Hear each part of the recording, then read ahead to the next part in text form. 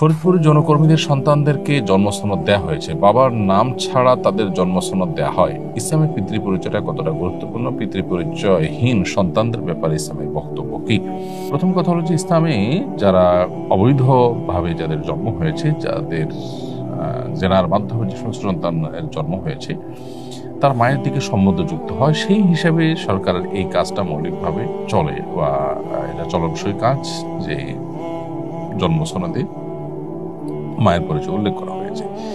কিন্তু জেনা বা ব্যভিচারের এই যে মহোৎসব বা এটাকে যে প্রতিষ্ঠান রূপ দেওয়া, এইটা কোনোভাবে গ্রহণযোগ্য নয়।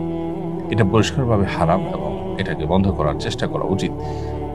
যেখানে আপনি রীতিমতো যৌনপল্লী এবং যৌনকর্মী তারা যেখানে কাজ থাকছেন এবং এটাকে পেশা হিসেবে নিচ্ছেন, তারা সেখানে সেটা লিপ্ত হচ্ছেন, তাহলে তার মানে আপনি এটাকে বৈধতা দিচ্ছেন।